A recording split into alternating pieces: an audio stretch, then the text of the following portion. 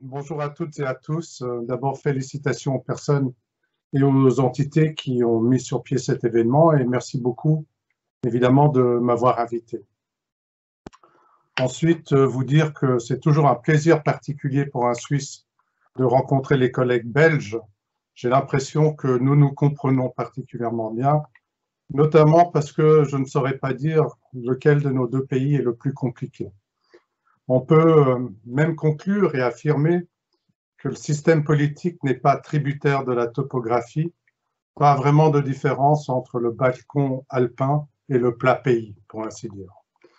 Mais trêve de plaisanterie. Aujourd'hui, je vous parle comme membre, en effet, du Comité des droits de l'enfant à l'ONU, sachant que dans 2 mois, votre compatriote Benoît van Kaarsbilk rejoint notre comité et à l'avenir, vous pourrez avec bonheur faire directement appel à lui.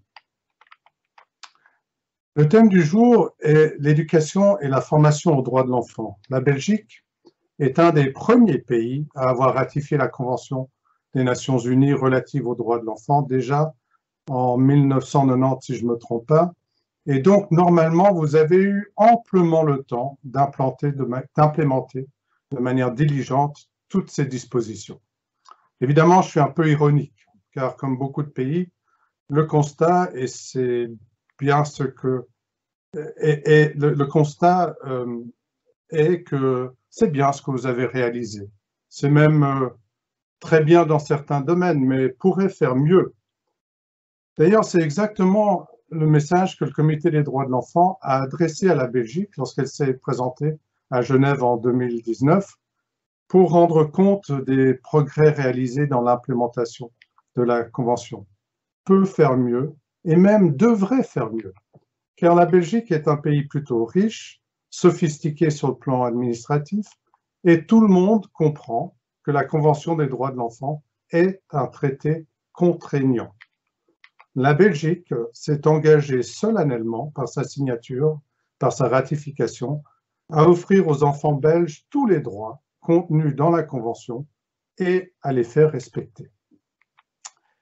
Et ne dévions pas du sujet. L'un des messages spécifiques et appuyés du comité adressé à l'État belge en 2019 concernait la diffusion, la sensibilisation et la formation aux droits de l'enfant. Je vous lis le passage qui n'est pas très long. Je cite. « Tout en prenant note des mesures adoptées pour mieux faire connaître la Convention aux enfants, en particulier en l'intégrant dans les cours d'éducation à la citoyenneté démocratique, le comité encourage la Belgique à continuer de veiller à ce que les dispositions de la Convention soient largement connues, comprises et appliquées, en particulier en renforçant la formation des parties prenantes, notamment les enseignants, les professionnels de santé, les travailleurs sociaux et les enfants. Et je répète, les parties prenantes, les enseignants et les enfants. Et si vous n'avez pas bien entendu, je répète encore, les parties prenantes, dont les enseignants et les enfants. Et puis, on termine en disant, on doit encore intégrer, la Belgique devrait encore intégrer l'éducation interdisciplinaire aux droits de l'enfant dans les programmes scolaires à tous les niveaux de l'enseignement. Fin de citation. Alors, vous qui m'écoutez, vous savez probablement bien mieux que moi où vous en êtes et vous en discuterez à d'autres moments de la matinée et ces prochaines occasions. Partant de là, je souhaite parfaire le message du comité quant à comment appliquer cette recommandation. Et pour cela, je vais pouvoir m'inspirer d'un autre Belge célèbre dans le domaine des droits de l'enfant, le regretté Eugène Verhellen, professeur à l'université de Gand. En premier lieu, que dit la Convention?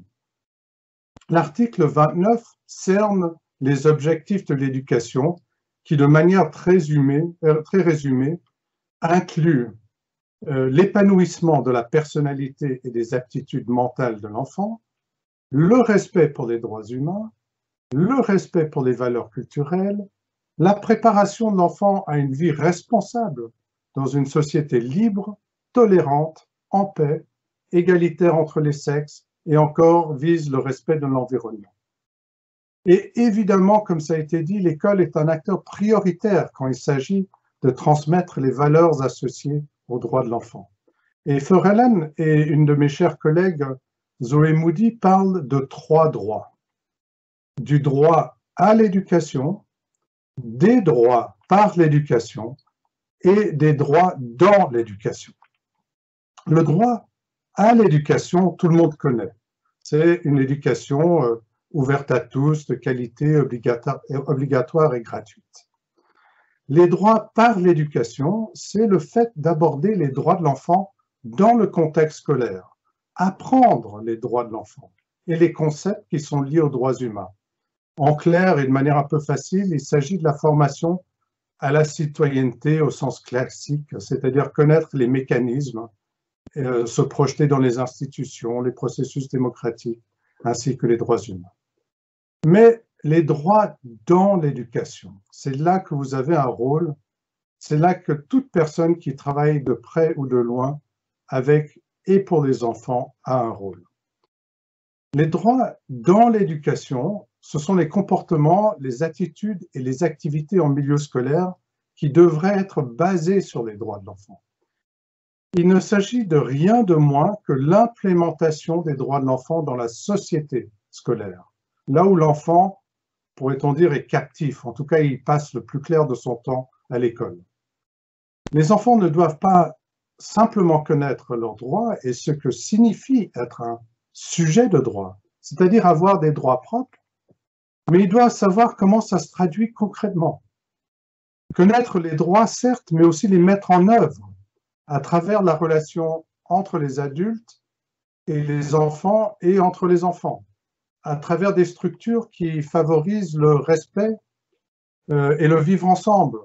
Pas de harcèlement, pas de discrimination, l'inclusion des enfants avec des différences, parfois désignés comme étant en situation de handicap. Et puis, tout cela, c'est très bien, mais il manque encore un ingrédient principal, une participation authentique des enfants, c'est-à-dire la mise en place de dialogues entre les enfants et les enseignants et les autorités scolaires, c'est-à-dire des conseils de classe ou d'établissement dans lesquels les enfants ont un peu de pouvoir et pourquoi pas un petit budget pour participer à la gestion d'établissement. C'est-à-dire, et là nous retombons tous sur nos pattes dans le cadre du thème de ce matin, ça signifie aussi des adultes formés aux droits de l'enfant. Évidemment les enseignants et les enseignantes, mais aussi les administratifs dans les ministères, celles et ceux qui établissent les programmes, et même la ministre elle-même. En résumé, le défi est d'introduire, comme ça a été dit très justement en introduction, une culture des droits de l'enfant chez les autres, chez les adultes qui sont partie prenante et chez les enfants. Donc, en résumé, les dispositions de la Convention des droits de l'enfant sont contraignantes, autant les implémenter pour que Benoît van Kaarsbeek ne soit pas embarrassé quand il siégera au comité et que la Belgique se représentera en 2023 ou 2024. Vous pourrez, la Belgique, faire état des progrès réalisés. Les droits de l'enfant enrichissent l'éducation des enfants aussi, améliorent leur estime d'eux-mêmes, augmentent leur motivation à apprendre et renforcent une qualité naturelle exceptionnelle chez l'enfant, l'altruisme. Mais une culture des droits de l'enfant, c'est aussi renforcer les qualités des adultes qui sont impliqués de près ou de loin dans les milieux de l'éducation.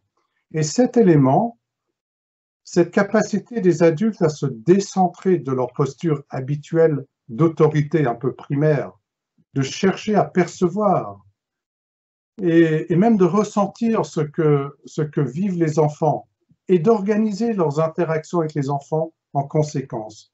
Tout cela agit comme un miroir pour les enfants. Les enfants comprennent autre chose. Ce sera, j'espère, pour une autre conférence, mais je pense que cette flexibilité mentale adulte encourage, si vous voulez, la curiosité, l'esprit critique, la tolérance, et donc, sans même devoir, moi-même ce matin, réaliser un grand écart pour conclure, une culture des droits de l'enfant, c'est une excellente préparation pour construire une société meilleure à laquelle nous aspirons tous. Et Je vous remercie donc de votre attention.